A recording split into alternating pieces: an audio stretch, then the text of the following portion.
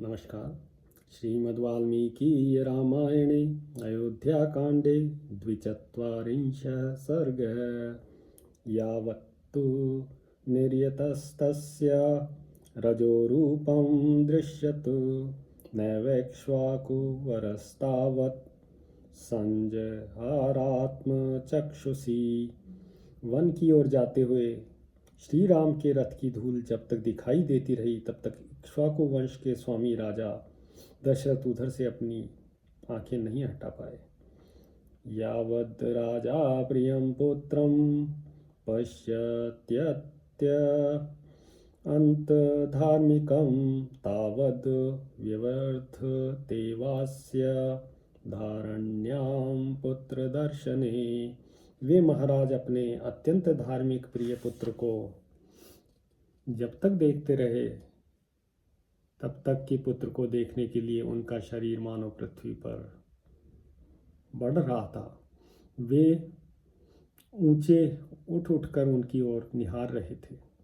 न पश्यति रजोऽप्यस्य यदा रामस्य भूमिपः तदार्तश्च निषण्णश्च पपात धरणीतले।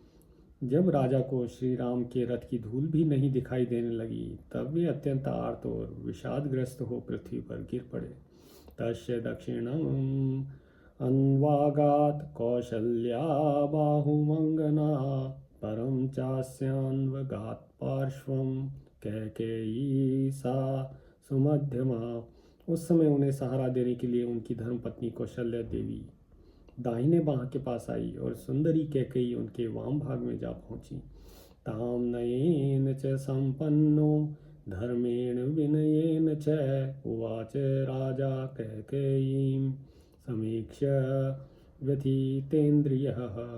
कैकेयी को देखते ही नए विनय और धर्म से संपन्न राजा दशरथ की समस्त इंद्रियां व्यथित हो उठी और वे बोल उठे। कैकेयी मामकांगानि मास्प्राक्षिः पापनिश्चये नहि त्वां द्रष्टुम् इच्छामि न भार्या न च बांधवी। पापपूर्ण विचार रखने वाली कैकेयी, तू मेरे अंगों को स्पर्श न कर। मैं तुझे देखना नहीं चाहता। तू न तो मेरी भार्या है न मेरी बांधवी। ये च त्वामनु जीवन्ति नाहं तेषां न ते मम केवलार्थ पराम हि त्वां त्यक्त धर्मां त्यजाम्यहम्। जो तेरा आश्रय लेकर जीवन निर्वाह करते हैं मैं उनका स्वामी नहीं हूँ और वे मेरे परिजन नहीं हैं। तूने केवल धन में आसक्त होकर धर्म का त्याग किया है, इसलिए मैं तेरा परित्याग करता हूँ। अग्रण्णां यच्चते पाणिम् अग्नि परिणयं यत् अनुजानामि तत् सर्वम् अस्मिन् लोके परत्र च।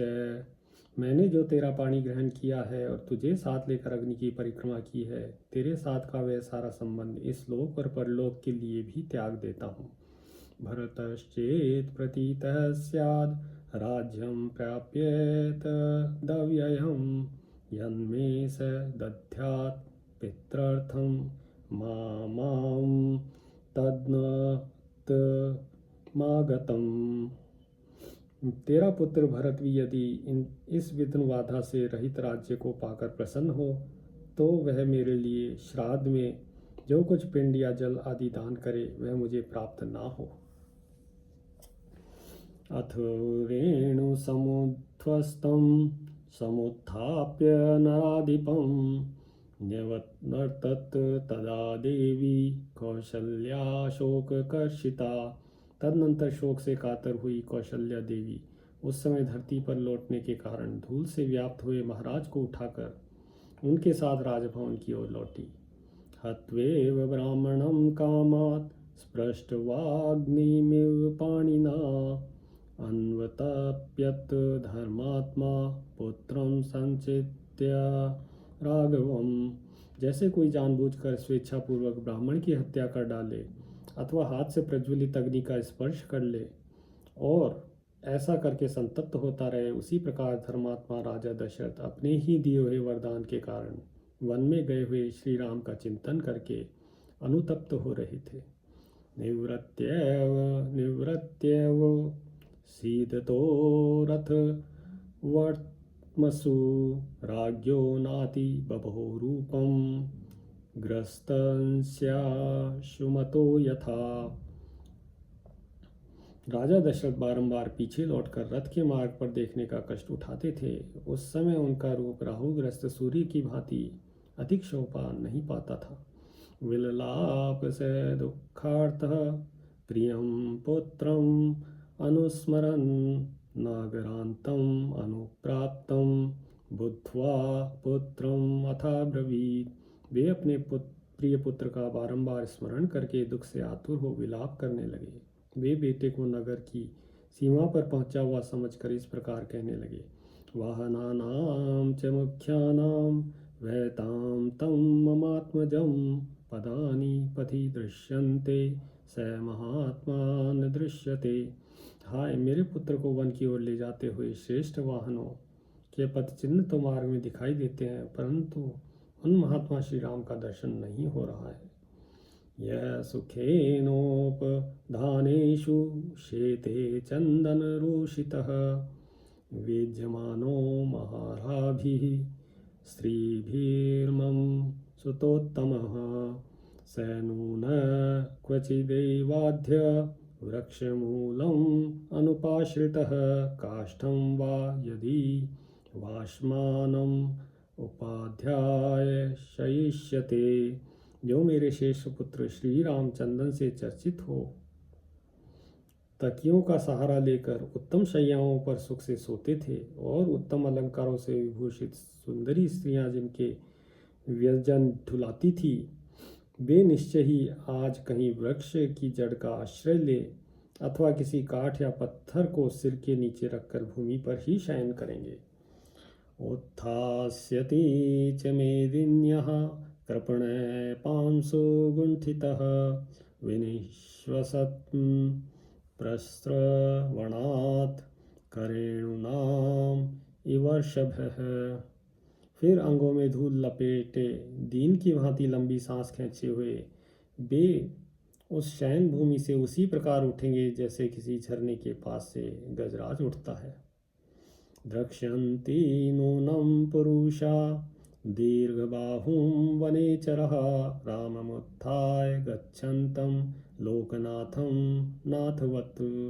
निश्चय ही वन में रहने वाले मनुष्य लोकनाथ महाबाहु श्री राम को वहां से अनाथ की भांति उठकर जाते हुए देखेंगे।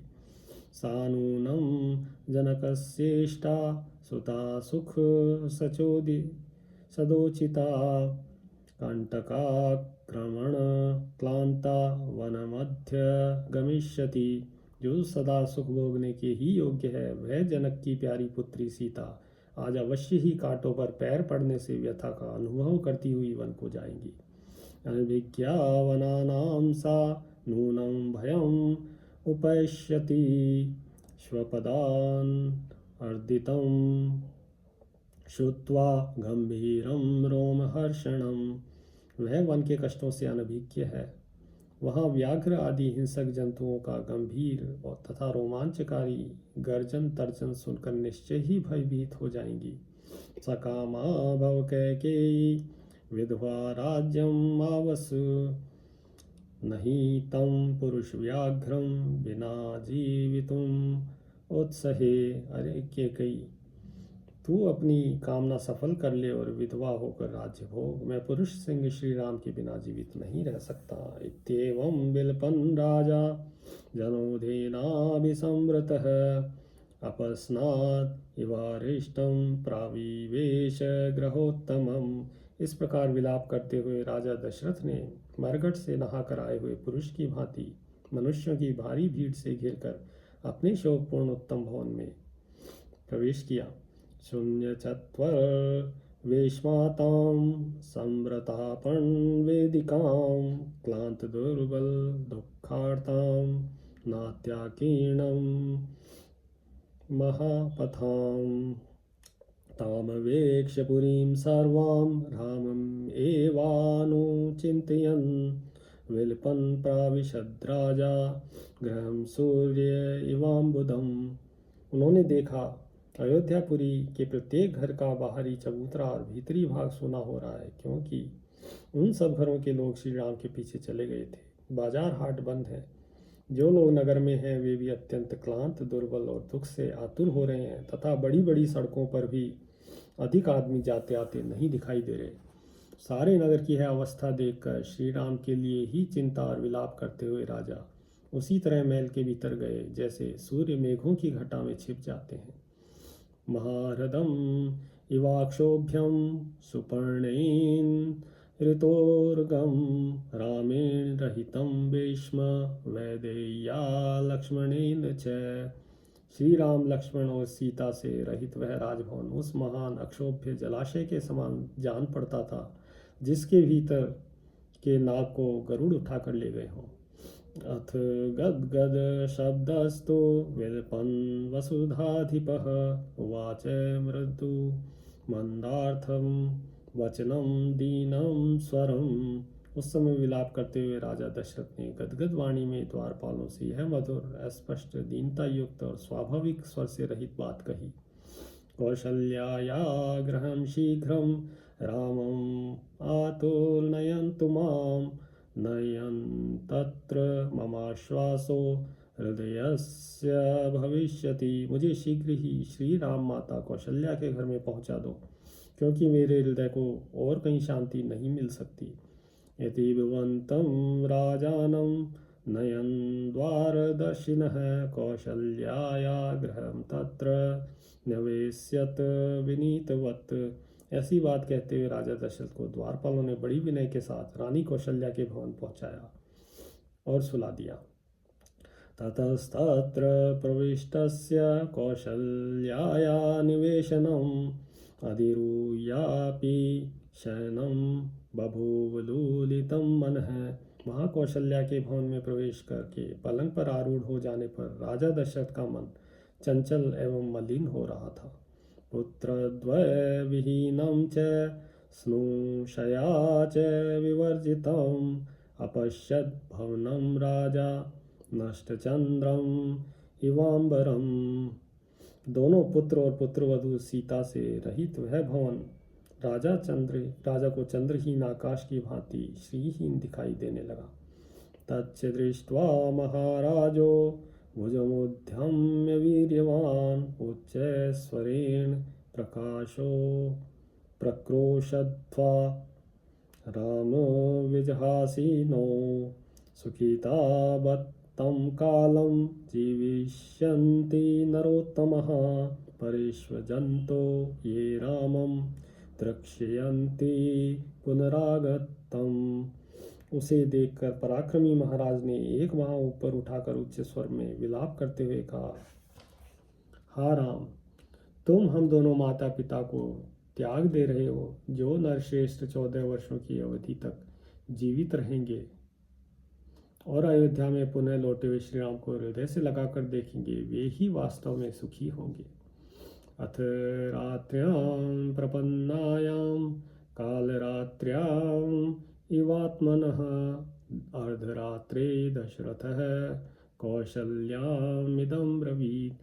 तदनंतर अपनी काल रात्रि के समान वह रात्रि आने पर राजा दशरथ ने आधी रात होने पर कौशल्या से इस प्रकार कहा, मैं त्वां पश्यामि कौशल्ये साधु मां पाणिना स्पृश रामं मे अनुगता दृष्टिरध्यापि न निवर्तते। कौशल्य, मेरी दृष्टि श्री राम के ही साथ चली गई है और वह अब तक नहीं लौटी है, अतः मैं तुम्हें नहीं देख पाता हूँ। एक बार अपने हाथ से मेरे शरीर का स्पर्श तो करो। तम रामम एवानो विचिन्तयन्तं समीक्ष देवी शयने नरेन्द्रम उवापवेश्यादिकम् आर्तरूपा विनिश्वसन्तं विललापकृच्छम्। शैया पर पड़े हुए महाराज दशरथ को श्री राम का ही चिंतन करते और लंबी सांस खींचते देख देवी कौशल्या अत्यंत व्यथित हो उनके पास आ बैठी और बड़े कष्ट से विलाप करने लगी। इत्यार्षे श्रीमद् रामायणे वाल्मीकिये आदिकाव्ये अयोध्याकाण्डे चत्वारिंश सर्ग सियावर रामचंद्र पद जय शरणम।